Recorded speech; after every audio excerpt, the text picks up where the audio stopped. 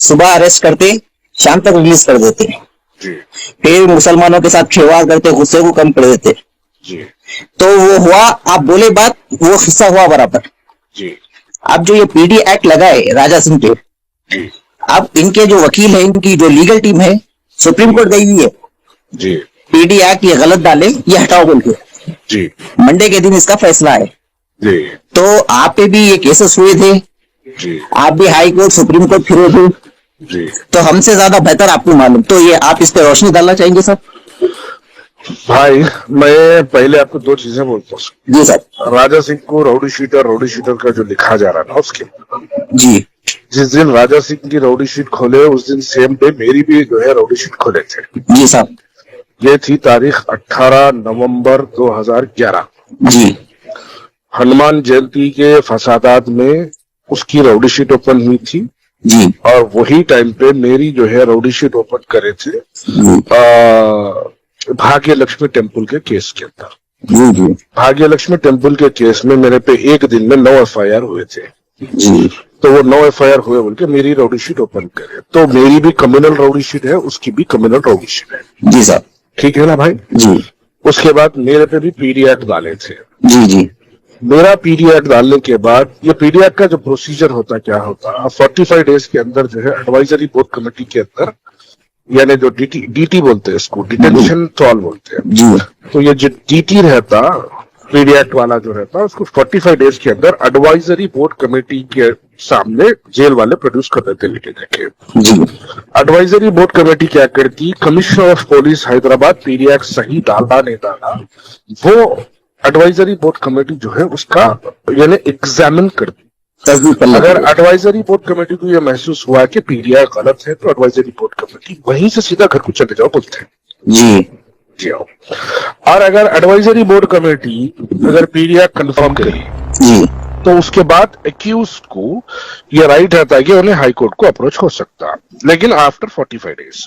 After 45 days. जी। उन्होंने आजकल में कोर्ट को जा ही नहीं सकते उन्होंने। तो फिर इन्होंने सुप्रीम कोर्ट को जा रहे ना साहब? सुनो ना मेरे भाई, सुप्रीम कोर्ट जाओ, उन्होंने चीफ जस्टिस करने जाओ, या फिर उन्होंने प्रेसिडेंट ऑफ इंडिया करने जाओ, कुछ भी नहीं होने वाला है वो। जी 45 डेज के बाद एडवाइजरी बोर्ड कमेटी की अप्रूवल आने के, अप्रूवल या डिसअप्रूवल दो में से कुछ भी आने के बाद, जी अगर कैंसिल हो गया तो घर को भी जाते उसको। जी अगर अप्रूव्ड हो गया तो उस दिन से उसको राइट रहता है, यानी अगर पेपर हाथ में मिल गया, इसका पीडीआर कंफर्म सही डाले कमिश्नर ऑफ पुलिस बोल के अगर कंफर्मेशन आ गया, जी तो वहीं से सीधा उन्हें हाईकोर्ट को जा सकता।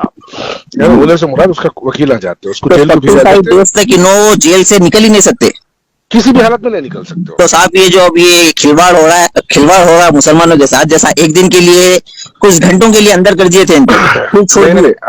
आप ये बात को थोड़ा डिसकंटिन्यू हो जा रहे हैं। जी जी 45 डेज के बाद इन्हें जो है जाता हाई कोर्ट। जी हाई कोर्ट पुलिस सही डाली नहीं डाली एग्जामिन करता। जी 90% हाई कोर्ट भी उसको कंफर्म करता कि सही डाले बोल के।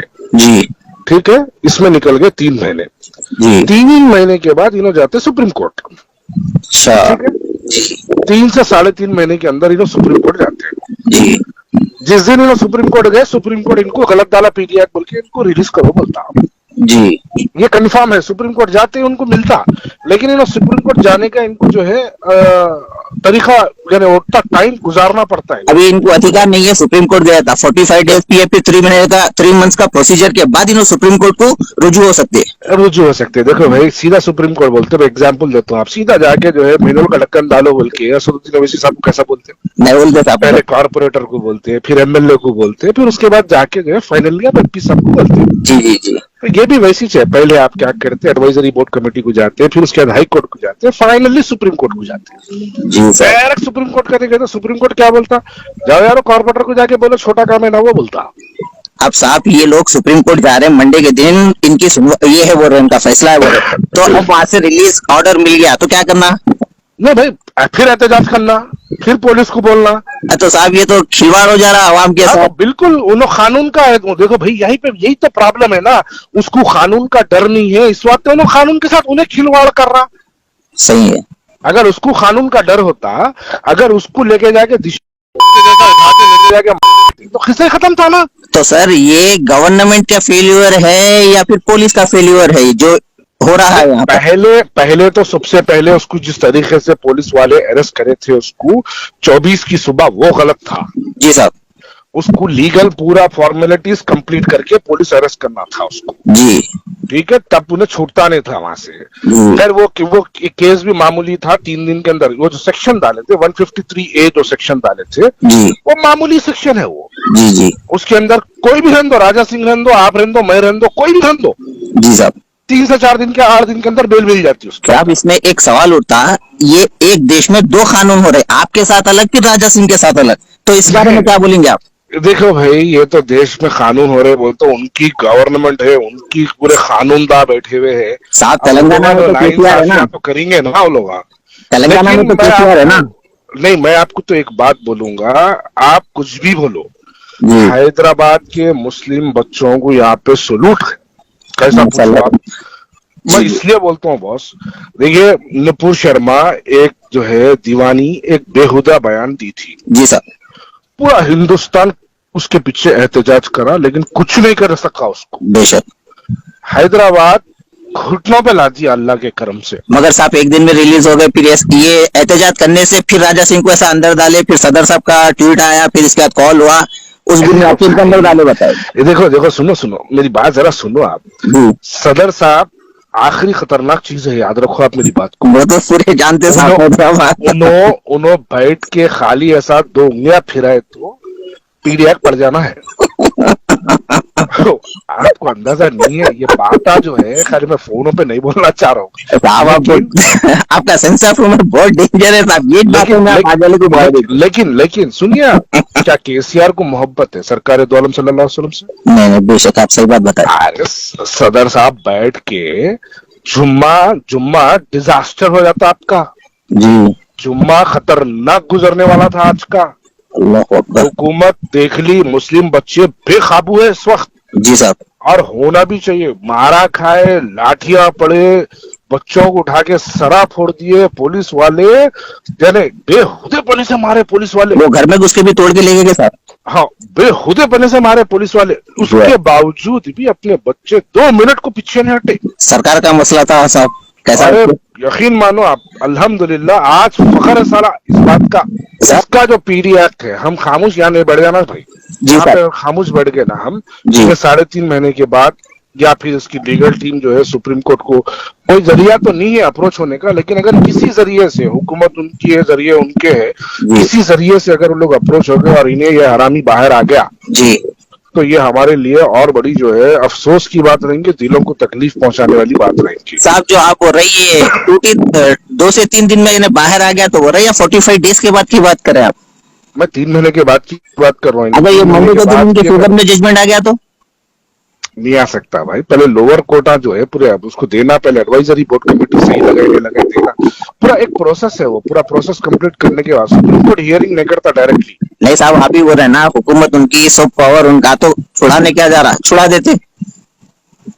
मैं नहीं समझता भाई, लीगल प्रोसेस भी अगर वैसा हुआ तो फिर हम भी जाते ना सुप्रीम कोर्ट को, हम मेरे जैसे दीवाने लोग भी जाते ना सुप्रीम कोर्ट को, हम भी तो जाके बोलेंगे ना भाई। हैदराबाद में एक बच्चे के ऊपर एक सिंगल केस आया तो उसको पीडी एक्ट डाल दिए, और उसको डाल के 1 साल गुजारने लगाए, और ये जो हरामी के ऊपर 101 एफआईआर है जी साहब, और 101 एफआईआर रखने के बाद, और इन्हें तो एफआईआर छोड़ो, एक केस में इन्हें सजा याफ्ता है जी, इसको एक केस में 2 साल की सजा हुई, कोर्ट माना नाम पर ली कोर्ट के, इन्हें मुजरिम है बोल के जी, फिर इनको फिर इन्हें अंदर नहीं गया ना साहब 2 साल की सजा में